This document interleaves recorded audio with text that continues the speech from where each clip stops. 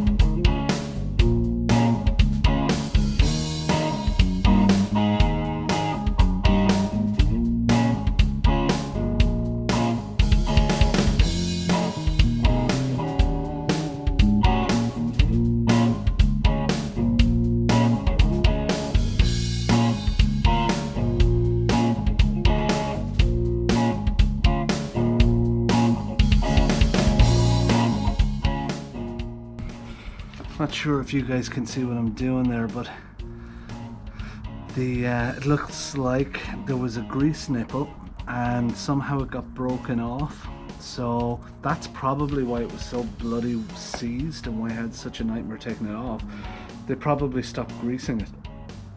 So good news, we have the collar out, we have the two pivot bushings out. We're going to replace them with nice brass new ones. And also now we have used a little extractor kit here to take out this little piece of what was left over from the grease nipple. That's a success.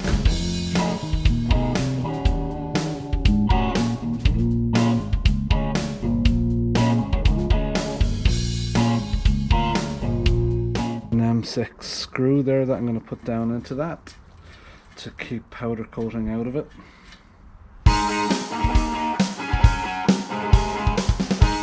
Alright, so we're on our way down to the powder coaters. We're going to get these things blasted. They're going to be blasted probably with an aluminum oxide or some sort of an abrasive, maybe it's steel shot, something like that. Maybe steel shot or aluminum oxide. Aluminum oxide's quite an aggressive glass media. It's good for cleaning, so I wouldn't be surprised if they give it a belt of that. Once they do that, they clean the parts off, and then they mask them up, and then they powder coat them. So I'm hoping that it won't take too long. I'm hoping that it's going to be a week maximum. In that time, you know, we can have a look at doing the prepping the tank and the mud guards and stuff for painting. Also buy some of the other components that we need, start getting them on the way. Get the carbs ready, start to get some of the consumables, let's say, in place as well.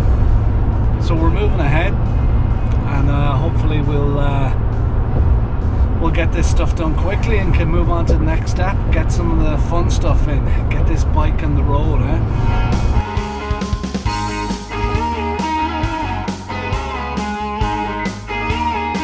Alright, so I'm on my way home.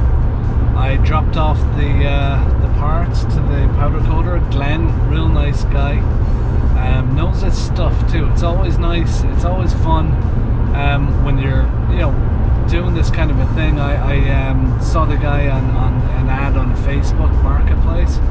He had powder coating on there, an ad for it. So I was thinking, you know, how good is this guy? Is he just doing it in his kitchen at home, or what way is he doing it? But it's always really nice. I went, met him, really nice fella, and also knew what he was talking about.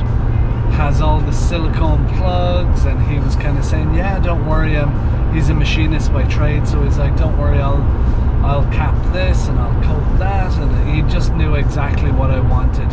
He said he'd done a ton of different bike frames, motorcycle frames, and he was very, very comfortable with doing that, which is great. It just makes you feel like you're handing your stuff over to somebody who really knows what they're doing, so that's awesome. Yeah, he showed me another black that he has, which was just a matte black, and he said this stuff is unbelievable. He says it doesn't chip.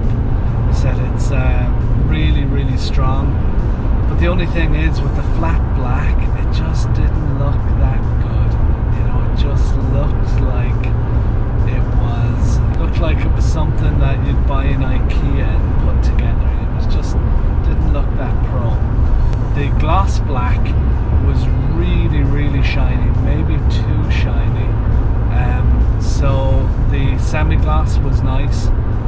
That was had a nice shine to it, but you could see the black too, and everything looked well, so it looked good. So I went for that. So also he said he's going to coat everything in zinc, which will stop it from rusting as well. Yeah, so I'm looking forward to getting that back. Glad to be back in the road. Okay, so that's it for this episode. Thanks for tuning in to Cafe Chronicles. I will see you next episode. Don't forget to subscribe, don't forget to like, and we'll see you soon. Bye bye.